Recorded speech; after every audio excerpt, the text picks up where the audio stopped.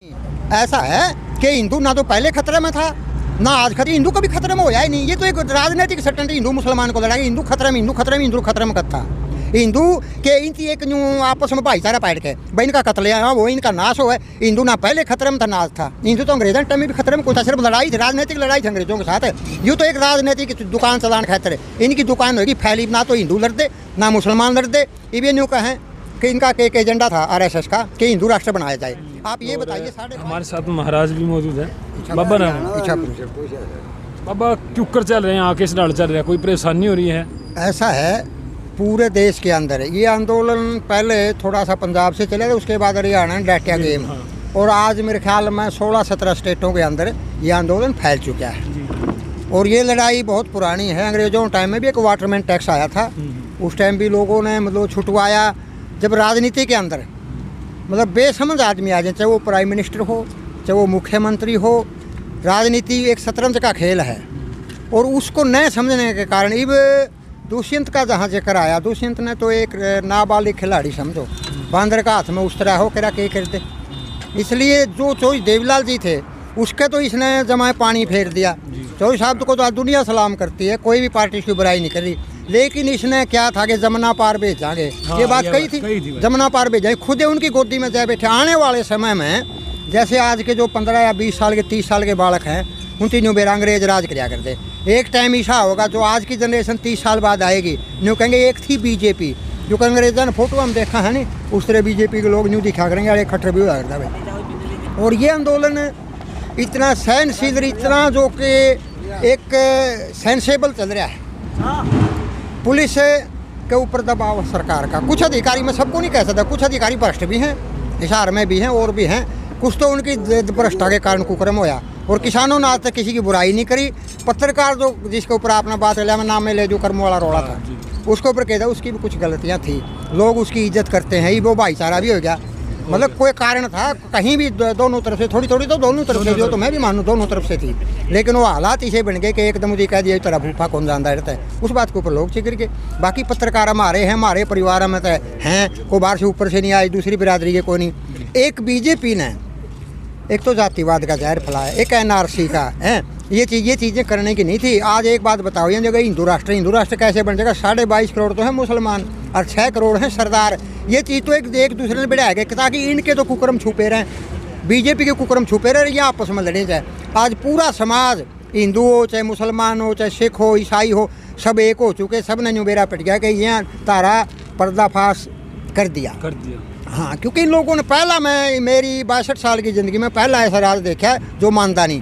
तो भजन लाल आया, चौटाला आया, और भी प्रधानमंत्री आए, किसानों ने जब भी आंदोलन किया उनकी बात को सुना गया है। 1981 में मेरे आदरणीय गुरुजी थे मांगेराम जी मलिक, वो संस्थापक थे हरियाणा किसान यूनियन के, और राष्ट्रीय थे महेंद्र सिंह टिकैत। उस टाइम भी आंदोलन हमने जीता, पक्के खाड़ों खर्चा। तो आज भी कोई भी बच्चा किसान का हो चाहे मजदूर का हो, किसी ने कोई पुलिस का नहीं डला बगाना या अभद्र भाषा का प्रयोग, इतनी लेडीज आती हैं यहाँ को, किसी की तरफ भी कोई भी रिपोर्ट नहीं, क्योंकि ये सेंसेबल आदमी हैं, कमा के खानिया आदमी हैं।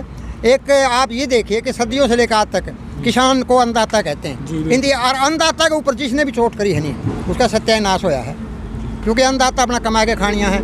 आज ये रूल रेगुलेशन, इसमें क्वालिटी इसमें आएगी, जब दाने छोटे भी पाओगे, दाने बड़े भी पाओगे। इबन बता जहर के देवा तो फिर किसान मर गया। ये कानून जो है किसान की एक मौत का तकड़ा फरमान है। बिल्कुल। मैं बाबा एक बात पूछना चाहता हूँ, हाँ, उनसे बात करूँगा मैं। हाँ जी, हाँ जी।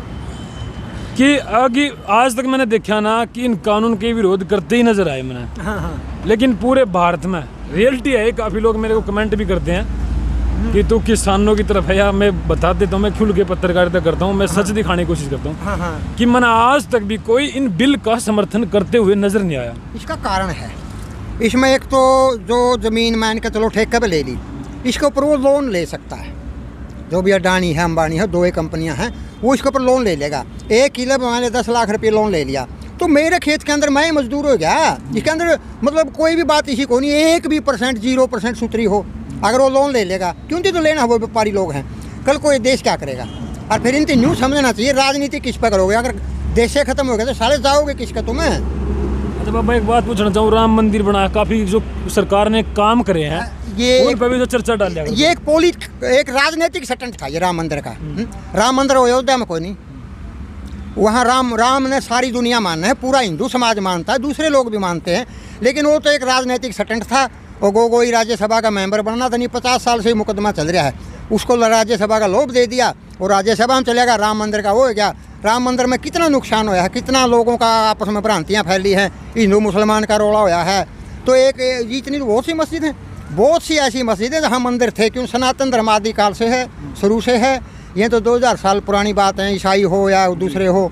तो इसलिए राम मंदिर एक स्टंट बनाया कि इनकी रथ यात्रा कर दो, एक हिंदू और मुसलमान के बीच खाई पैदा करना।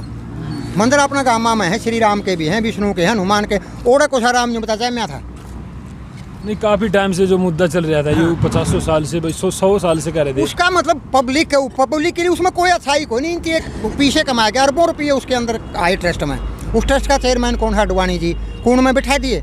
लगदर जिसने गुरुए कुंड में बिठा दिया, वो चेला काम का कोई नहीं होता। और फिर गरीबी के अंदर घर छूट जाए, देश छूट जाए। इसकी कौन सी मजबूरी थी? जो इसके घर वाली है मास्टर नहीं हुआ, रिटायर होगी, तो उसको छोड़ के यूँ गया। ऐसी कौन सी मजबूरी? पहला प्रश्न तो मेरा यूँ है कि भाई तेरा इतना गरीब कौन था तो छोड़ के बैठ गया, इसका मतलब एक भ्रष्ट आदमी है।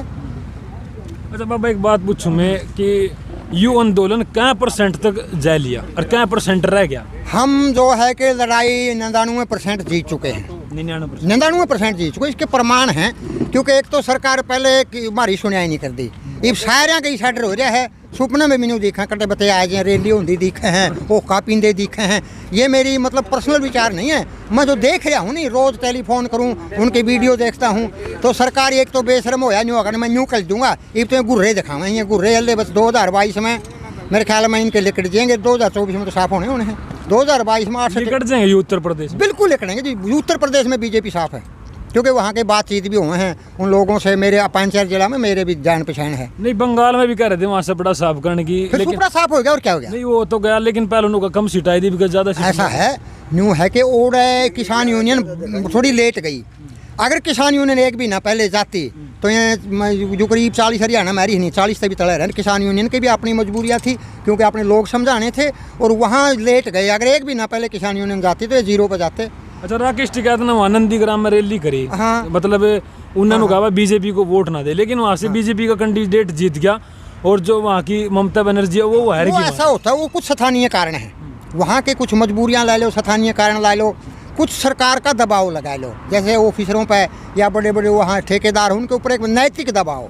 जब नैतिक दबाव आदमी पड़ जाए तो वो किसी काम का कोई। सरकार के डरे जो लीडर होते हैं उन्होंने डरे को नहीं किसी से भी, चाहे मौत से हम या जो मौत से भी नहीं डरते। लेकिन वहाँ एक राजनीतिक दबाव था, उनको ऊपर इतना दबाव था कि घर तक उन लेकर जा।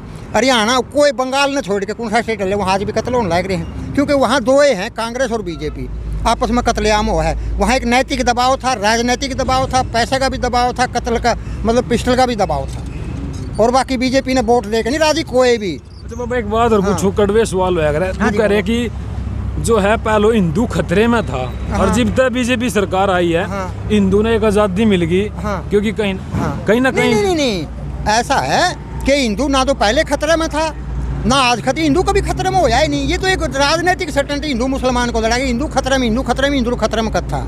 हिंदू के इनकी एक न्यू आपस में भाईचारा पाट के भाई इनका कत्ल वो इनका नाश हो है। हिंदू ना पहले खतरे में था ना आज था। हिंदू तो अंग्रेजों टाइम में भी खतरे में कौन था, सिर्फ लड़ाई थी, राजनीतिक लड़ाई थी अंग्रेजों के साथ। यूँ तो एक राजनीतिक दुकान चलाने खातिर इनकी दुकान होगी फैली, ना तो हिंदू लड़ते ना मुसलमान लड़ते।